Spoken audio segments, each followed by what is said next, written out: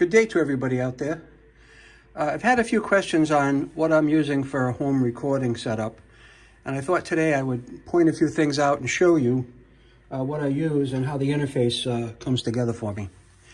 So what I have here, I bought myself a Tascam US-16x08, so that's X08, okay?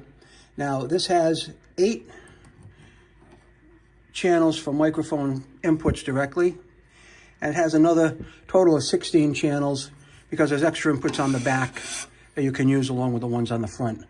But I don't really care about that because all I use is the inputs on the front, and the inputs on the front, what I use it for are my microphones, okay?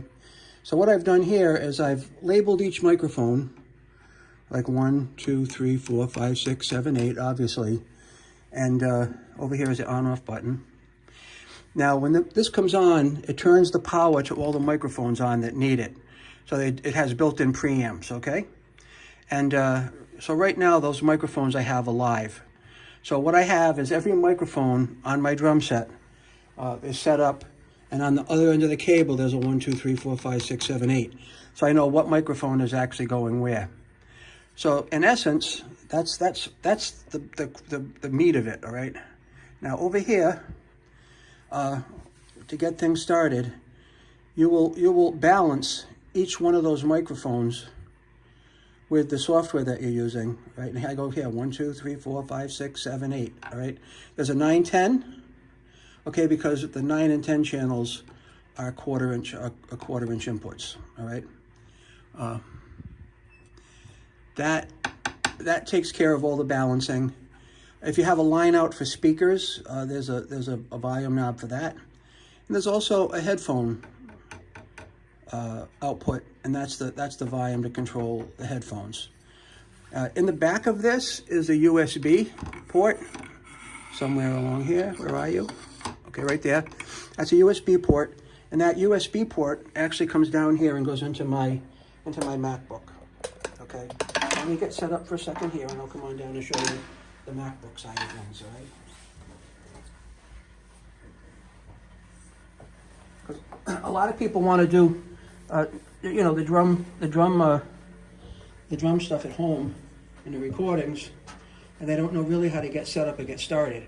Well, that piece I just showed you is probably one of the more significant pieces that you need. So what I have here is I have this stand, okay?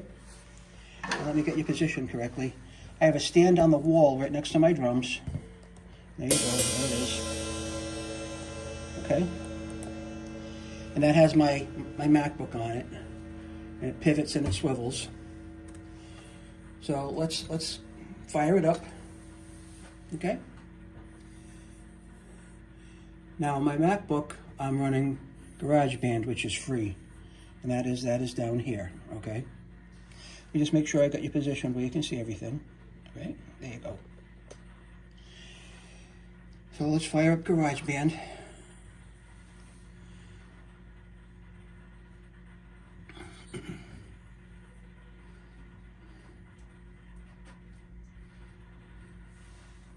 Now what we have here is we have the USB cable, excuse me, we have the USB cable that's plugged into the audio interface up here, and then a power cord, which is plugged into the wall to power this up. And then down here, it actually goes into the USB connector on the side of the MacBook, all right?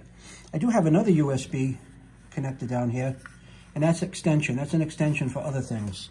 In this case here, I've got a 4-port USB hub, and I have my power actually goes in here, and I have room to expand to 3 more devices off of this. So, but let's get into the, let's get into the GarageBand and show you how I set it up with the audio interface. The thing here with this is that, I don't know if you used GarageBand before. A year ago, I didn't know anything about GarageBand, and now I know a little bit about GarageBand, but GarageBand isn't my thing, all right? It is just what I use to get my drum microphones into my laptop so I can, you know, mix it with the video for my drum covers, all right? But you'll notice here, when I mentioned before the microphone inputs on the Tascam unit, 1, 2, 3, 4, 5, 6, 7, 8, okay? They match up down here, so the snare is input 1, small tom-tom is input 2, 3 is my bass drum, 4 is my large tom, 5 is my right overhead, 6 is my floor tom-tom, 7 is my left overhead, and 8 are my big tom-toms. Now, I have a 9-piece drum set. So that means I have a snare, 2 small tom-toms, 2 large tom-toms, a bass drum, and actually 3 floor toms. I have a 14, a 16, and an 18-inch floor tom. And so what I've done is I've taken the small toms, and when you see large tom up here, I have one microphone in between both toms. And when you see small tom, I have one microphone in between both toms. Let me show you what I'm talking about. You should be able to see that right here. I kind of position it in the middle, all right? So that's my small tom mic, and that's my large tom mic. And these are my overheads up here. Okay, my overheads, my snare. And then over here, I've got my 3 bass drums. I've got a microphone in between the 2 smaller bass drums, and I have a microphone directly on the 18-inch bass drum. So anyway, what I do is I come in here and I set everything up. My levels in here are all flat, so they're all pinned out at 0.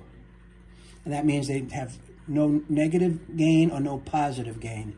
They're flat, all right? And where I need it, for example, my snare drum is in the middle on both channels, left and right.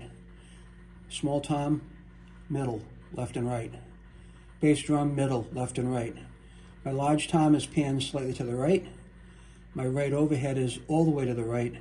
My floor tom-tom, because of the position of it, is a little over to the right. But now that I see the small tom, actually this should be, and I'm going to fix it, a little bit to the left, and that's how I just pulled down on it and made it go a little bit to the left. Right, and I gotta save this before I forget. And when it records, you'll start by, hitting the record button. There's going to be an 8 count in your head, and then you can start playing. And then when you're going to edit all this stuff together with the video and the audio, you'll have to squeeze them together or adjust them so that they're in sync. All right.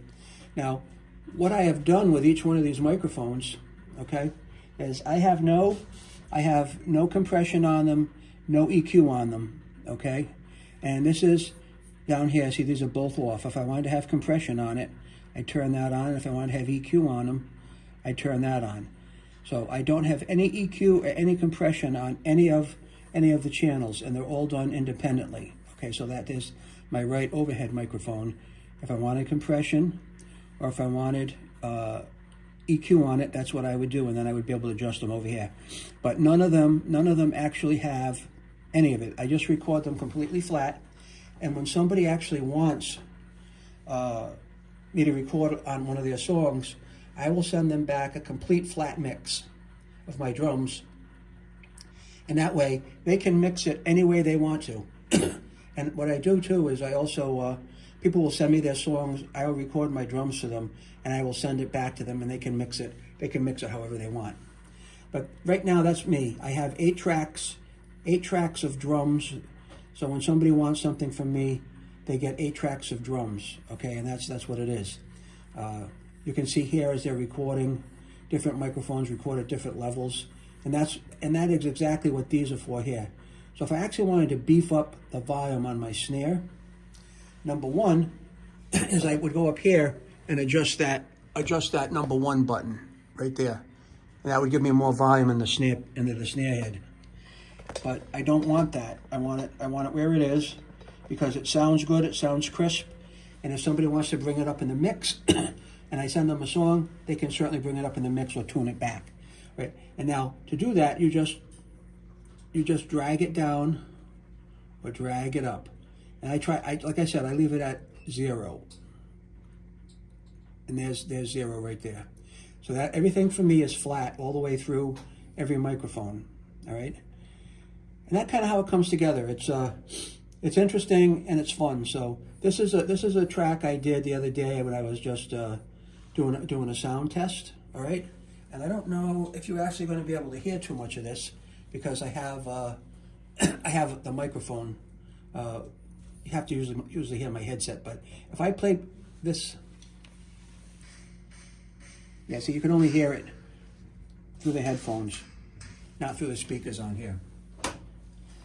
But at the end of each song that I do, okay, this is the important part. When you're happy with what you've done, you want to come up here to go to Share, and then Export Song to Disk. All right. I'm not going to actually complete this, but it will tell you, what's the name of the file you want to export. You want to export it as an MP3, and you just say export. I'm not going to do that because I already have that file out here. Now, what happens when you do that is that comes into your iCloud drive if you're using a Mac. All right, and this is the file here that I created yesterday, and this we can probably play.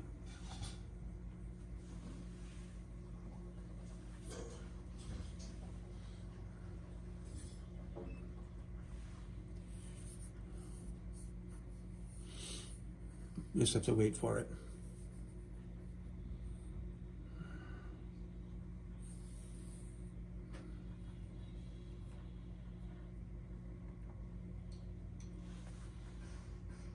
Nah, it's through the headphones again.